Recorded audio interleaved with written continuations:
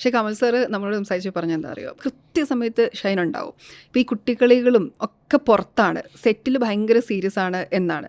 അത് ചിലപ്പോൾ ഈ സിനിമയുടെ പിന്നിലെ ആ ബുദ്ധിമുട്ട് എന്താണെന്ന് അറിയാവുന്നത് കൊണ്ട് കൂടിയാണോ, അതോ ഇങ്ങനെ തന്നെ വേണമെന്നെടുത്ത തീരുമാനമാണോ? അല്ല, നമ്മൾ വർക്ക് ചെയ്യുന്ന സമയത്തും ഷൂട്ടിങ്ങിൻ്റെ സമയത്തും ഒക്കെ ആ വർക്കിൻ്റെ മൂഡിലായിരിക്കും എല്ലാ പടങ്ങളിലും. അത് സാറിൻ്റെ പടം എന്നാൽ സാറ് നമ്മളെ പഠിപ്പിച്ചിട്ടുള്ളതും അങ്ങനെ തന്നെയാണ്. ഇതൊരു എൻ്റർടൈൻമെൻറ്റ് മേഖലയാണെങ്കിലും നമ്മൾ എൻ്റർടൈൻ ആയിട്ടിരിക്കാൻ പാടില്ല ലൊക്കേഷനിൽ.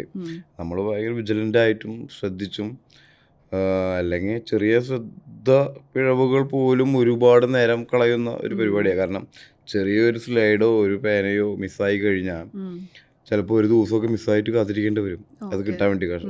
സാറ് ഭയങ്കര കർക്കശമാണ്, കാരണം ഏത് കണ്ടിന്യൂറ്റിയുടെ കാര്യത്തിൽ. കാരണം കണ്ടിന്യൂറ്റിയാണ് ഒരു ചിത്രത്തിൽ ഏറ്റവും പ്രധാനപ്പെട്ടത്.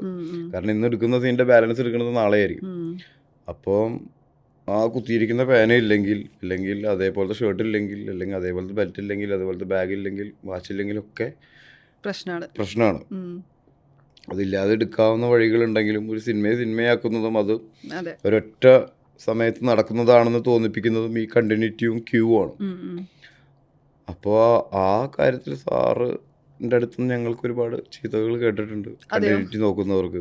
കാരണം അങ്ങനെ ചീത്ത കേട്ടാലാണ് നമ്മളത് ഓർക്കുള്ളൂ. അതുകൊണ്ടാണ് നമുക്കിപ്പോൾ അഭിനയിക്കുമ്പോൾ അത് നമ്മുടെ ഓർമ്മയിൽ വരുന്നതും നമ്മളതിനെ സീരിയസ് ആയിട്ട് എടുക്കുന്നതും അത് കറക്റ്റായിട്ട് ചെയ്യുന്നതും. അത് നമ്മുടെ ഇത്രയും കാലത്തെ പടത്തിൽ വർക്ക് ചെയ്ത എക്സ്പീരിയൻസിൽ നിന്ന് നമുക്ക് കിട്ടിയിട്ടുണ്ട്. ഒരു ആക്ടർക്ക് അത് എത്ര ഉപകാരപ്പെടും എന്നുള്ളതാണ് ഞാൻ അസിസ്റ്റന്റ് ഡയറക്ടറായിട്ട് നിൽക്കുമ്പോഴും കണ്ടിട്ടുള്ളത്.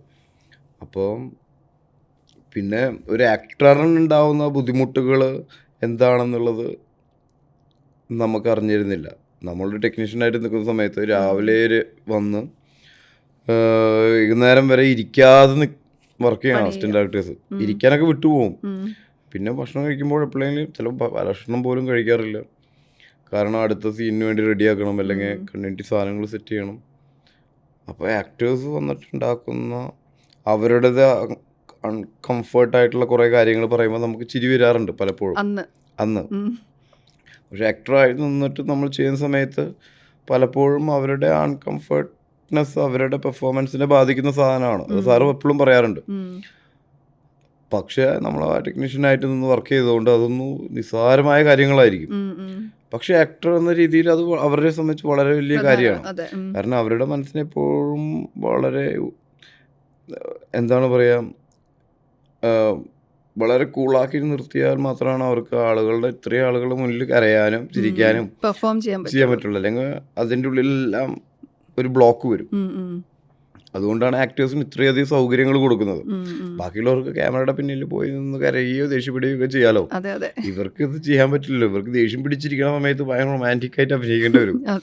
അപ്പോൾ അതൊക്കെയാണ് ആക്ടേഴ്സ് അനുഭവിക്കുന്നത്. പക്ഷേ ഒരു ടെക്നീഷ്യൻ രാവിലെ മുതൽ വൈകുന്നേരം വരെ മഴയും വെയിലും കൊണ്ട് നിൽക്കുന്നതിൻ്റെ ബുദ്ധിമുട്ട് നോക്കുമ്പോൾ ഇതൊന്നുമില്ല. അപ്പം അതറിയാവുന്നതുകൊണ്ടാണ് നമ്മൾ അരമണിക്കൂർ വൈകുമ്പോൾ തന്നെ നമ്മുടെ ടെൻഷനായി തുടങ്ങും. അത് പല സ്ഥലങ്ങളിലും ഇപ്പോൾ ഹിന്ദി പടങ്ങളിലൊക്കെ ഞാൻ കേട്ടിട്ടുണ്ട്. ആക്ടർ ആവുന്നതിന് മുന്നേ ഒരു പടം വർക്ക് ചെയ്യിപ്പിക്കുന്നു അസിസ്റ്റന്റ് ഡയറക്ടറായിട്ട്.